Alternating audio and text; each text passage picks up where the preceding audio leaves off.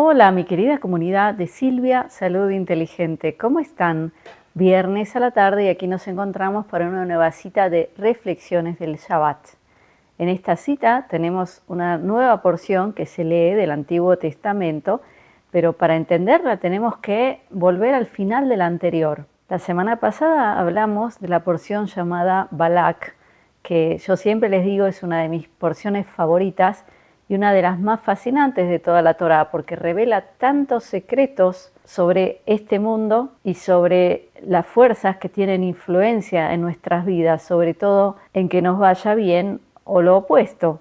Recordemos brevemente lo que pasó en la porción anterior. Balak era un rey de la zona de Midian, era un pueblo muy agresivo, un pueblo pagano, y cuando se entera que el pueblo hebreo estaba acercándose, caminando por el desierto, él quiere generarles algún daño. Por más que el pueblo hebreo siempre se expresaba que venían en son de paz, que solamente querían pasar, pero que no querían tocar nada, no querían comer ni de los frutos de su tierra, ni tocar su ganado, ni beber el agua de sus pozos. O sea, declaraban abiertamente que solo querían pasar. Pero muchos de los reyes de esas zonas eran gente muy agresiva. Y a este rey se le ocurre ni más ni menos que llamar a un brujo, el brujo más poderoso de la zona, que tenía un poder para maldecir. Y les recomiendo que vean la porción anterior para escuchar con más profundidad sobre este tema, porque es realmente fascinante. Pero la conclusión en esa porción fue que cuando el brujo fue a maldecir, Dios puso en su boca bendiciones,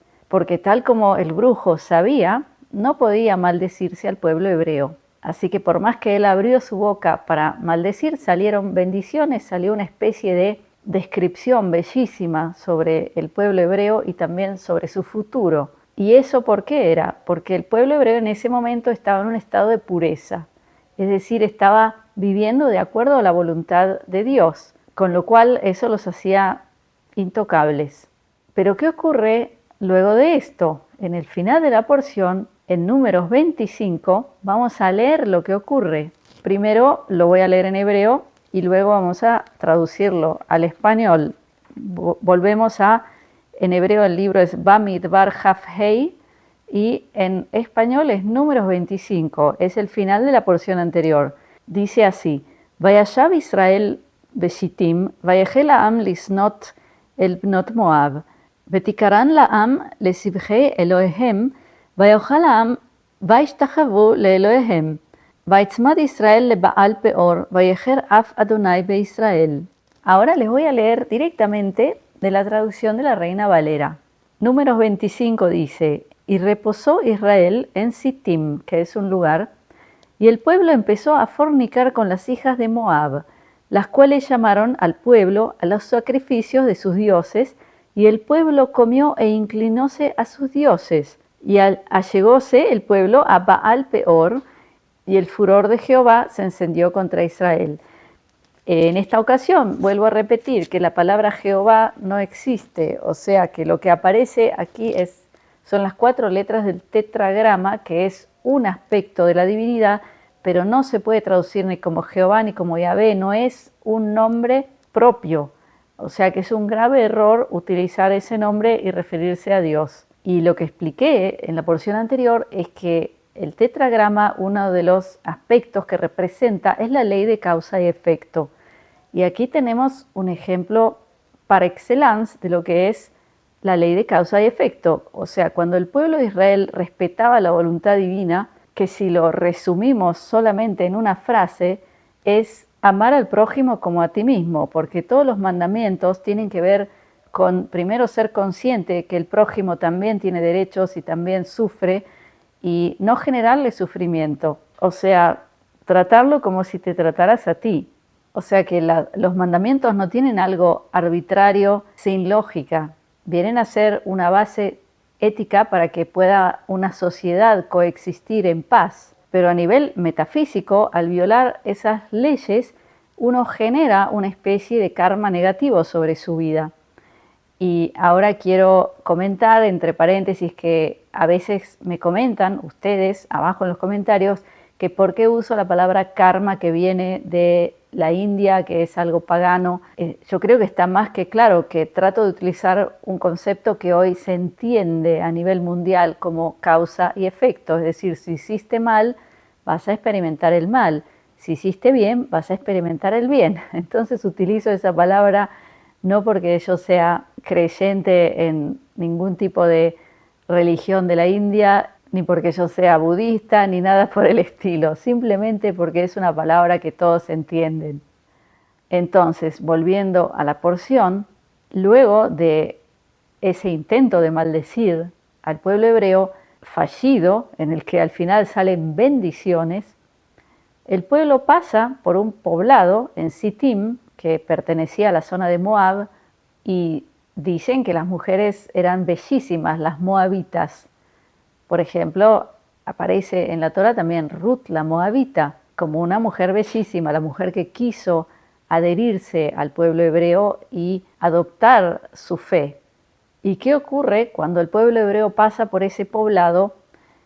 Al parecer, Bilam y Balak, Bilam el hechicero, que era muy inteligente, al darse cuenta que los hebreos no podían ser tocados mientras sigan en su estado de pureza, idea junto con Balak el plan de hacer que las mujeres tan bellas, las moabitas, seduzcan a los hombres, sobre todo a los que tenían roles religiosos importantes en el templo.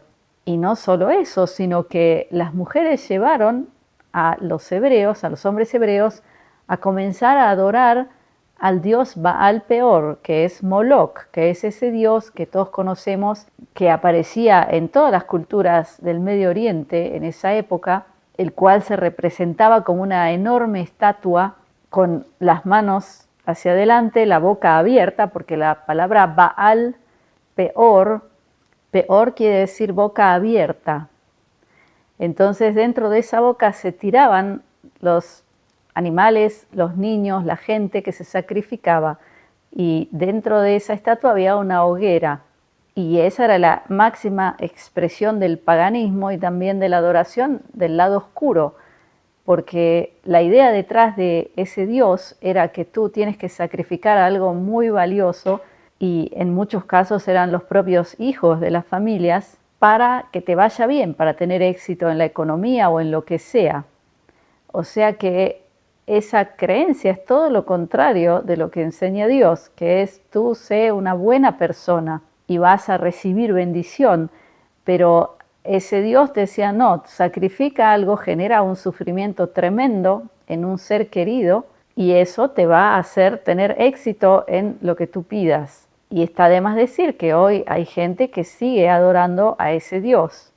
Y aquí quiero también volver a comentar lo que les he enseñado muchas veces, y es que cuando Moisés saca a los hebreos de Egipto, en Egipto ellos también adoraban estos dioses porque se habían asimilado a la cultura egipcia, que era pagana, y adoraba a estos dioses. Y una de las luchas más grandes que tuvo Moisés, que era el que tenía que enseñarles lo que Dios le indicaba, era dejar de sacrificar a sus propios hijos o a personas, porque eso es lo que hacían todas las culturas en esa zona, en esa época.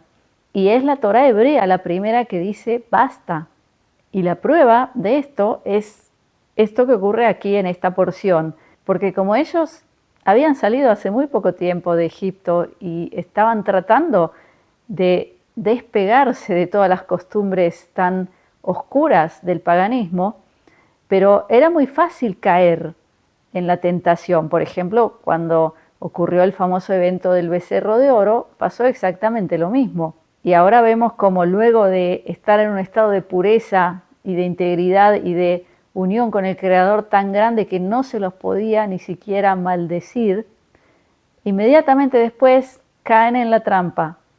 Y no solo que van con las mujeres, sino que también empiezan a adorar a Baal Peor. Y ahí sí comienzan a ocurrirles calamidades. Una de ellas es una gran plaga que hace que fallezcan 24.000 personas. Está escrito aquí en la Torá. ¿Y qué podemos aprender de todo esto? Primero, para explicar mi idea, les voy a contar algo personal. Cuando yo llegué a Israel, que yo era adolescente, menor de edad, y yo no sabía casi nada de todo lo que he estudiado, la Torá y la Kabbalah, etc. Pero yo leía la Torá y lo entendía a nivel superficial, que es lo que no hay que hacer. Yo ya les expliqué muchas veces que la Torá se lee y no hay que entenderla a nivel literal, porque es un libro codificado, es como un poema que hay que descifrar. Pero yo leía el texto a nivel superficial y una de mis mejores amigas en Israel es una mujer muy creyente y muy religiosa, y yo hablaba con ella, le preguntaba cosas de la Torá, y un día le dije, pero ¿cómo puede ser que este sea el pueblo elegido? Mira los horrores que hacen, porque una y otra vez caían y cometían todo lo contrario a lo que Dios esperaba de ellos, porque mi idea errónea era que ser pueblo elegido es como un privilegio, que ya eres mejor que los demás, y eso es un grave error.